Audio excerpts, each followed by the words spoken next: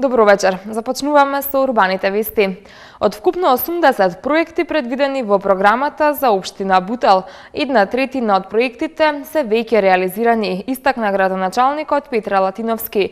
При тоа додавајќи дека грижата за младите продолжува и во третиот мандат, а тоа може да се потврди со дела кои што се започнати. Некои се завршуваат, а пак некои во иднина ќе продолжат да се остваруваат, завршува Латиновски. Со ова информација ги започнуваме денешните урбани вести, а во продолжение погледнете што подготви за денеска тимот на урбаните вести.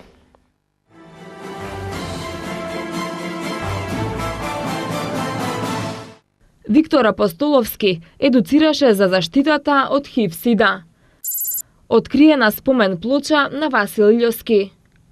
Реализација на проектот Учење за шумите во градинката Детска радост во Газибаба. Одбележан светскиот ден на волонтерството.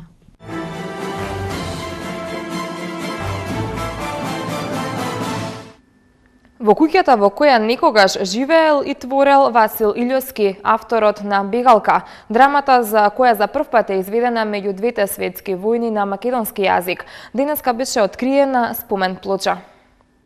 Спомен плоча во знак на почит кон делото и творештвото на великанот на македонската драмска литература Васил Илјовски беше поставена во куќата во која тој живееше и твореше. Спомен плочата ја отвори градоначалникот на град Скопје Куца Трајановски, заедно со синот на Васил Илјовски, Мирослав Илјовски.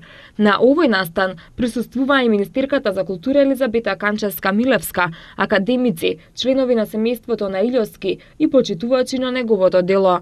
Градоначалникот Трајановски на откривањето на спомен плочата истакна дека со овој чин се оддава почит кон делото и творештвото на Васил Илјовски. Практично сакаме да дадеме почит кон делото и творештвото на Васил Илјовски, кој што е еден значаен драмски уметник во македонската историја, и сакаме на граѓаните на Скопје и пошироко да ги одбележиме местата кај што живееле и твореле нашите уметници, нашите луѓе кои што се значени во историјата на Република Македонија. Министерката за култура Елизабета Канчевска-Милевска изрази задоволство што е дел од отварањето на спомен плочата на куќата на Илјовски, при што нагласи дека и во новиот театар, изграден на старото место каде што и постоел, во главното фоаје каде што се наоѓа скулптуралната композиција на основачите на театарската дејност, се наоѓа и скулптурата на Васил Илјовски. Личност која остави значителен белег во македонската традиција и култура, македонската историја.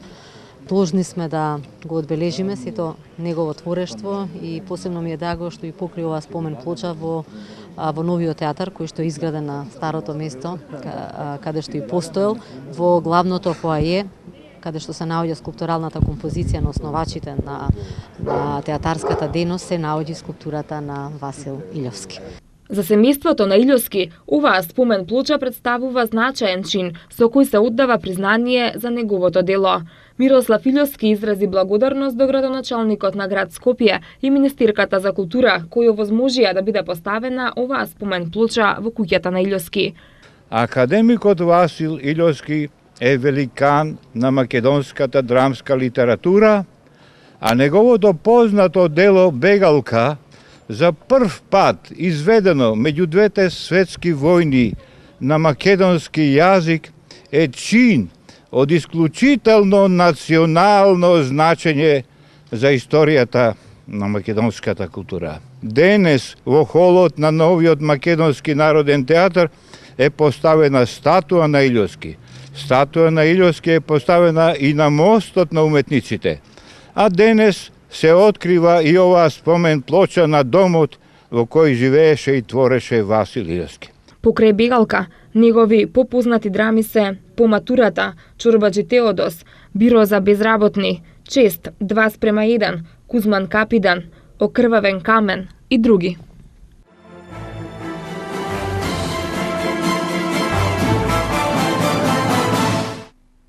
Волонтерите создаваат бесценната вредност, бидејќи поседуваат знаење и вештини корисни за заедницата. Од донесувањето на законот за волонтери, досега во Македонија се ангажирани 6490 волонтери во различни области. Ова денеска го истакна министерот за труд и социјална политика Диме Спасов по повод одбележувањето на 5 декември, светскиот ден на волонтерството. Сепак од волонтерскиот центар на Македонија препорачуваат: волонтерите не смеат да бидат замена за вработен, ниту пак треба да бидат задржувани да волонтираат повеќе од 4 часа дневно. Спасов подсети дека во 2007 година е донесен законот за волонтерство, а во 2010 година стратегијата за промовирање и развој на волонтерството 2010-2015, како и акциски план за незино спроведување.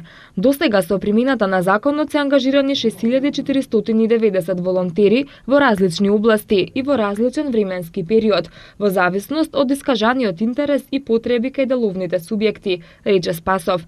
Промовирање на волонтерството пред јавноста, поттикнување на културата на волонтирање во рамки на образовниот систем, зголемување на нивото на волонтирање во граѓанскиот сектор и воспоставување системна институционална поддршка на волонтерството се целите на стратегијата. За поуспешно планирање и спроведување на целите, како што рече Спасов, владата формираше мултисекторски национален совет за развој на волонтерството, составен од 9 члена номинирани од Министерството за труд и социјална политика, Министерството за образование и наука, Агенцијата за млади и спорт, Генералниот секретаријат на владата, Оделението за соработка со невладини организации, ЗЕЛС и 4 представници од граѓанските организации. Председателот на Црвениот крст на Република Македонија Милчо Трајков потенцираше дека во 34 општински организации и во градската организација на Црвениот крст на Скопје активно волонтираат 7200 граѓани. Волонтерите се нашата сила. Во Црвениот крст на Република Македонија волонтерите од најразлична возраст може да се вклучат во работата на организацијата во секое време. Кај нас сите се добре дојдени, рече Трајков. Во градинката Детска радост, објектот Сончоглед во населбата Автокоманда, денеска се реализираше проектот Учење за шумите. Проектот е на интернационално ниво, а целта е подигнување на свеста и значењето за шумите и нивната улога во секојдневниот живот, кои на децата им биле пренесувани преку едукативни активности. Повеќе за ова од Томислав Атанасовски. Во градинката Детска радост, објект Сончоглед во населбата Автокоманда, денеска се реализираше проектот Учење за шумите. По тој повод во посета на градинката беше градоначалникот на општина Газиева Тони Трајковски, каде заедно со Нина Ре Линстад од Федерација за еколошка едукација, представници од норвешката делегација и децата од градинката засадија повеќе дрвца во дворот на градинката како дел од овој проект. Општина Газибаба во соработка со детските градинки и основните училишта во континуитет работи на проекти за поголема едукација на нашите најмлади жители, учениците, дечињата од градинката во делот на заштита на животната средина и да се стекне една навика кај нив од најмали нозе да ја почитуваат зелената средина, се она што може да придонесе за поквалитетен и поздрав воздух и почиста животна средина. Денеска конкретно во градинката Детска радост, објектот Сончоглед, и практично заедно со дечињата направивме засадување на дрва кои што верувам дека во иднина и со самата активност што ќе имаат дечињата тука што ќе ги одгледуваат дрвата, ќе се стекне навистина на здрава навика сите заедно да придонесеме да имаме поквалитетен воздух. Затоа само на ваков начин со негување на зелените површини, со зголемување на бројот на садници околу нас можеме да придонесеме за квалитетна и здрава животна средина. Во градинката Детска радост се спроведуваат многу еколошки проекти во текот на целата година. Значи дечињата уште од најмала возраст се учат на еколошка свест, како да се грижат за околината. Гостите од општина ни се денеска тука, имаме голема поддршка од нив. И значи они се постојано тука во сите еколошки проекти кои се случуваат на ниво на нашите градинки. Тука сме за да се засадиме дрвја, значи за да обележиме посетата на гостинката од Норвешка. Таа доаѓа од интернационалната програма Учење за шумите. Оваа градинка веќе работи програмата подолг период и сега е тука да направи поголема документација за активностите на градинката. Инаку градинката работи многу еколошки активности, веќе аплицираше во ОХОС за добивање на зелено знаме, на статусот за зелено знаме и понатаму ќе продолжи да работи на еколошките активности. Овој проект е на интернационално ниво и се спроведува од Фондацијата за еколошка едукација преку Сдруженијето на граѓани ЕХО, како национален координатор за Македонија на програмите Еко училиште, Еко градинки и други. Децата од градинката имаа подготвено и културно-забавна програма со која се представија пред присутните гости. Целта на програмата беше подигнување на свеста и значењето за шумите и нивната улога во секојдневниот живот, кој на децата им беше пренесено преку едукативни активности.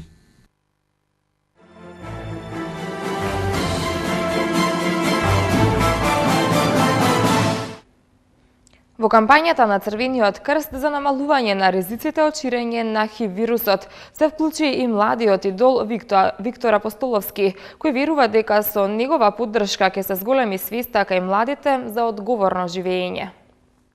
Како да се заштитиме од инфицирање со ХИВ вирусот? Дали е безбедно да се дружиме со ХИВ позитивни? Ова беа само дел од прашањата што младите им ги поставуваа денеска на едукаторите од Црвениот крст. Светот повеќе од 3 децении се бори со вирусот ХИВ-СИДА и се уште не е пронајден лекот. Единствен спас е свесноста и едукацијата, како и користење на заштита за време на сексуален чин. Исто така попатно мораме да се бориме против дискриминациите и предрасудите кон заразените, што исто така влегува во едукација за жртвите на оваа болест, изјави денеска Александра Николова Ивановски, педагог, едукатор од Црвен крст. Црвениот крст традиционално секоја година ја одбележува, оваа година е под мотото да стигнеме до нула, нула нови ХИВ инфекции, нула дискриминација, нула нови заболени од СИДА или нови смртни случаи. Црвениот крст во суштина работи на полето превентивно и едукативно со своји обучени сертифицирани едукатори кои што ги обучуваат младата популација, значи пред се акцент се става на нив. И работиме во сите средни и основни училишта. Во изминатиот период имавме повеќе активности заедно во соработка и поддршка со УНХЦР, каде што изработувавме панделки, делевме промотивен материјал во 2 средни училишта, Лазар Танев и Димитар Влахов.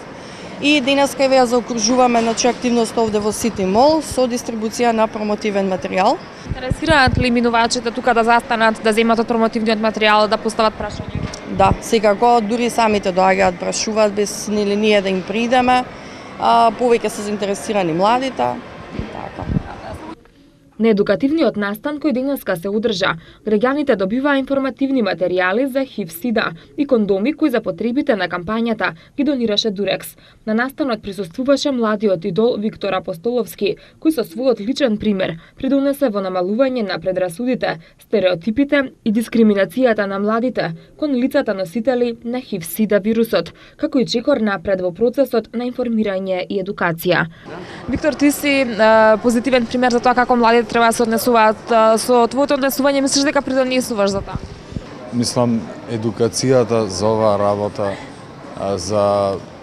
особено за ХИВ вирусот, е многу малку застапена последно и тоа е заради тоа што многу можеме да најдеме на интернет.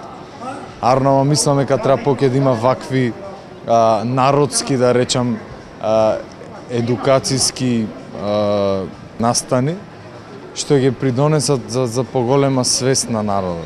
Информативниот пулт беше посетуван и од младите, но и од повозрастните граѓани, кои сакаа информација повеќе за ризиците и последиците од оваа болест.